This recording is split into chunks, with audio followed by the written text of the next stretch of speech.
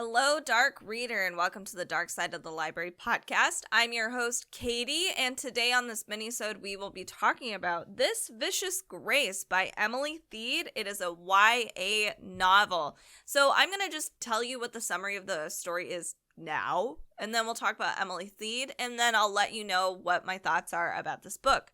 So here's what the publisher wrote for the story. It is about 3 weddings, 3 funerals. Alessa's gift from the gods is supposed to magnify a partner's magic, not kill every suitor she touches. Now, with only weeks left until a hungry swarm of demons devours everything on her island home, Alessa is running out of time to find a partner and stop the invasion. When a powerful priest convinces the faithful that killing Alessa is the island's only hope, her own soldiers try to assassinate her.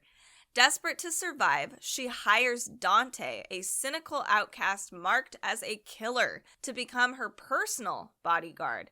But as rebellion explodes outside the gates, Dante's dark secrets may be the biggest betrayal. He holds the key to her survival and her heart, but is he the only person who can help master her gift or destroy her once and for all?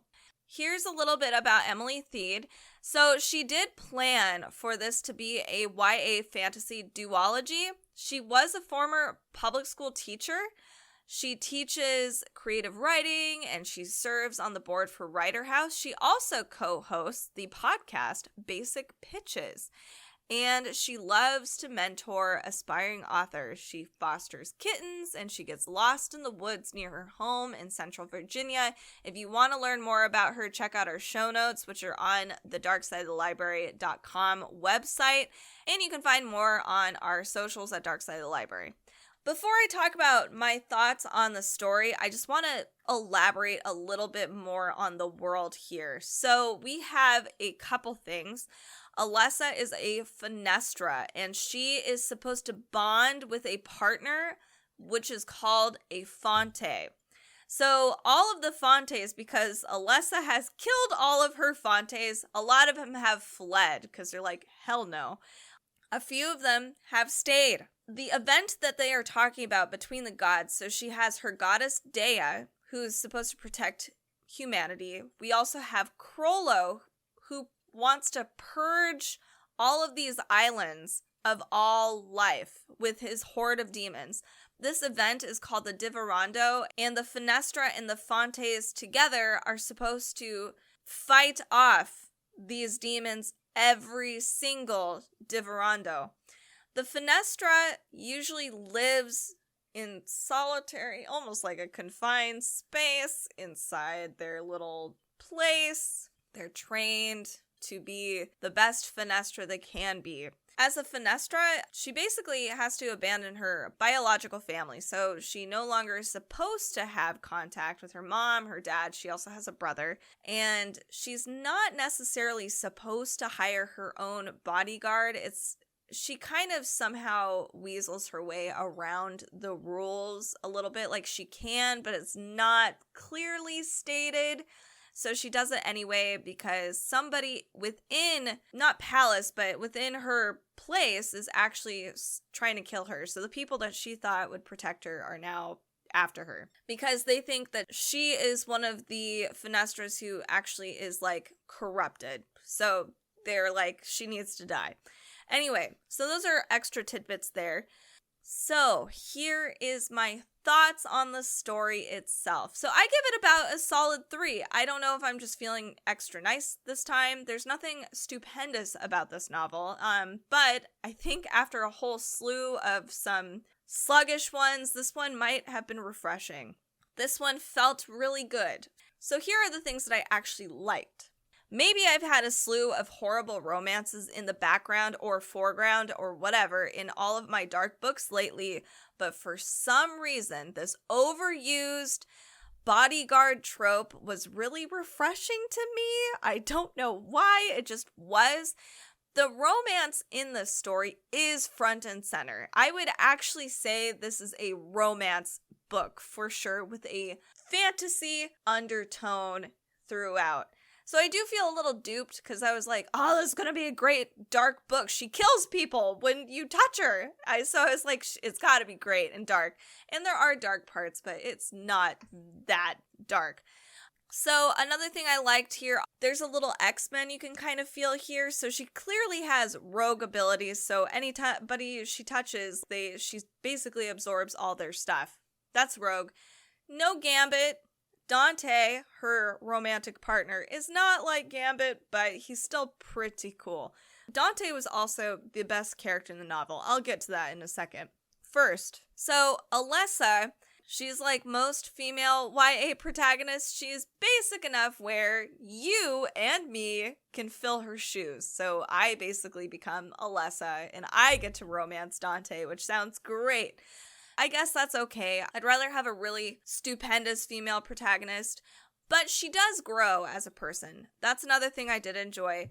Imagine being cooped up, stuck alone, the majority of your life every single day, especially going through puberty, being a teenage girl. All you have are books, and you have your lessons taught by people you trust, and then those people are now abandoning you. You feel like a failure.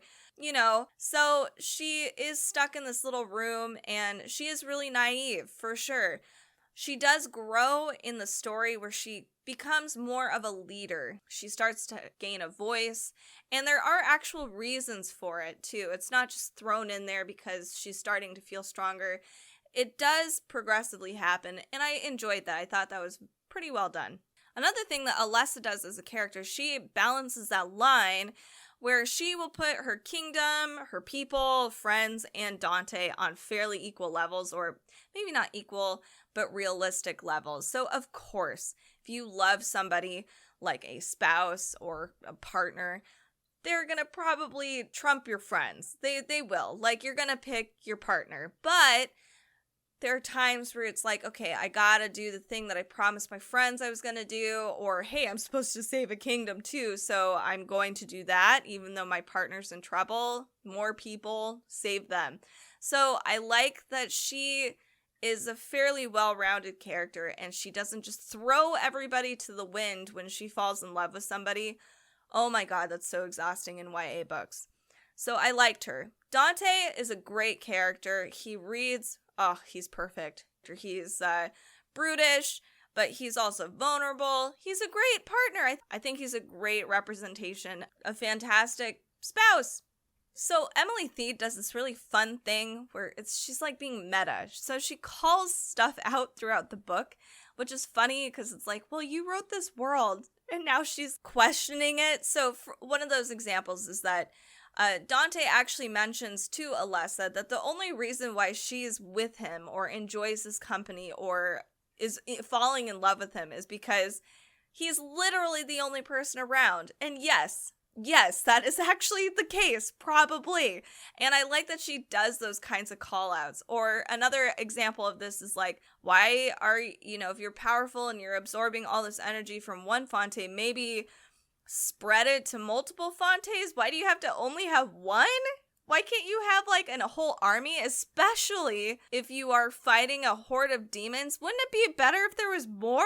I was just like, what? So she actually does those call outs in the book, which I appreciate, which leads to kind of the development of Alessa and the story. So Alessa is learning that a lot of the cultural norms that she grew up with, she's not even sure who decided that these rules were appropriate anyway.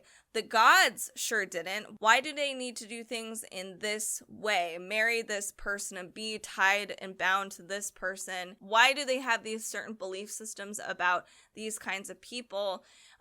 So I do like that, and Alessa is basically the beginning of a time of progression where I think she's going to start making significant changes in her kingdom and her realm, which is really cool because she's realizing, hey, this might be a little faulty. So those are all the things that I did enjoy. Here are the things that I did not enjoy. This can come off as clearly a debut novel. Emily Thiede has created these characters, very strong romance between Alessa and Dante, but the problem with that is that it's been done so many times over and over and over again. Yeah, there's not too much original there. But a lot of the background characters, so some of the friends that Alessa has, even her brother or her family members, the previous Finestra and Fonte, they're really lackluster as far as their character goes. There's nothing really notable about them. It's all built around tropes, which I think that for this time, I was like, you know what? I'd rather see a book play it safe than do some weird stuff that I've been seeing with some books. Another thing, just on a literary point, I noticed that she would repeat specific things, like Dante always put his hand through his hair. Always. I mean, there had to have been other weird quirks that he would do, but he would always do that. Or like, he would always do a half smile. Or Alessa would constantly throw pillows at him. But I guess there was a meta thing there too, where Dante would call her out and be like, you know, you're not going to have any more pillows for how many of these things you keep throwing at me, which is kind of hilarious because it happened all the time. So there was a lot of similar wording that was being used over and over again that was like, okay, I get it. He's got luxurious hair. A couple other things too that some critics on Goodreads were pointing out. I do not speak Italian, but some things that Italian speakers have been saying is that the words that she used were not that great or inaccurate. Or, for instance, Finestra literally translates to window. It sounds really pretty, but I mean, it's literally she's a window. And Fonte's is fountain. There's a couple other translation issues in the book, and the demons are called scarabeo. So scarabs or beetles. So it's just small little things like that where it's like, oh, come on. The demons are actually just called beetles, but it just sounds cool because it's Italian, you know. So those were kind of lame, I guess.